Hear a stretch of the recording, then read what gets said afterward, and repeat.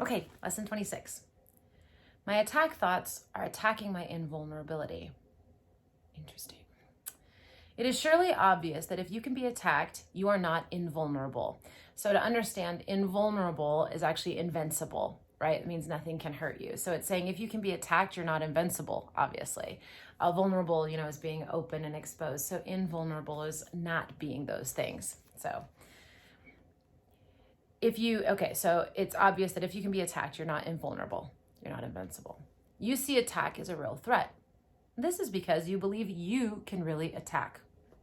And what would have effects through you must also have effects on you. So if you think you can attack and hurt other people, then you're going to believe they can do the same to you. It is this law that will ultimately save you, but you are misusing it now. You must therefore learn how it can be used for your own best interests rather than against them. Because your attack thoughts will be projected, you will fear attack. And if you fear attack, you must believe that you are not invulnerable. Attack thoughts therefore make you vulnerable in your own mind, which is where the attack thoughts are. Attack thoughts and invulnerability cannot be accepted together. They contradict each other. The idea for today introduces the thought that you always attack yourself first. If attack thoughts must entail the belief you are vulnerable, their effect is to weaken you in your own eyes. Thus, they have attacked your perception of yourself. And because you believe in them, you can no longer believe in yourself. A false image of yourself has come to take the place of what you are. So in other words, there's what you actually are, and then there's the perception of what you are, which are two totally different things.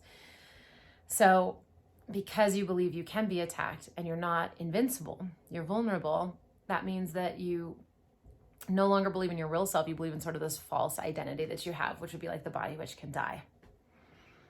Practice with today's idea will help you to understand that vulnerability or invulnerability is the result of your own thoughts.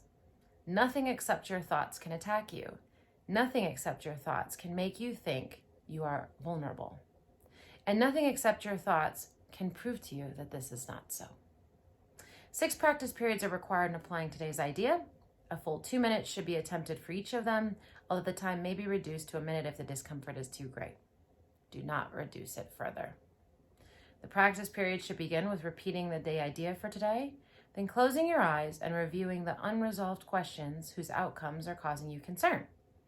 The concern may take the form of depression, worry, anger, a sense of imposition, fear, foreboding, or preoccupation. Any problem as yet unsettled that tends to recur in your thoughts during the day is a suitable subject. You will not be able to use very many for any one practice period because a longer time than usual should be spent with each one. Today's ideas should be applied as follows. First, name the situation. I'm concerned about blank. Then go over every possible outcome that has occurred to you in that connection and which has caused you concern, referring to each one quite specifically, saying, I am afraid blank will happen. If you are doing the exercises properly, you should have some 5 or 6 distressing possibilities available for each situation you use, and quite possibly more. It is much more helpful to cover a few situations thoroughly than to touch on a large number. As the list of anticipated outcomes for each situation continues, you will probably find some of them, especially those that occur to you towards the end, less acceptable to you. Try, however, to treat them all alike to whatever extent you can. After you've named each outcome of which you are afraid, tell yourself, that thought is an attack upon myself. Conclude each practice period by repeating today's idea to yourself once more. So you're going to say, let's say, I'm concerned about the upcoming promotion at work or possibility, interviewing for a new job at work. I'm afraid I won't get the job. I'm afraid I'll screw up. I'm afraid I'll get it and I'll hate it. I'm afraid I'll be too tired. I'm afraid I won't be good enough. I'm afraid I'll be humiliated. I'm afraid I'll be rejected. And then I'll say that thought is an attack upon myself, which I can see because I'm creating that possibility, right?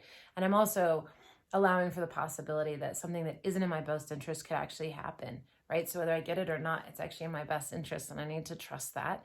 And I need to understand that the part of me that's concerned about rejection or humiliation or being tired, like, isn't me anyway, right? It's just what I believe myself to be.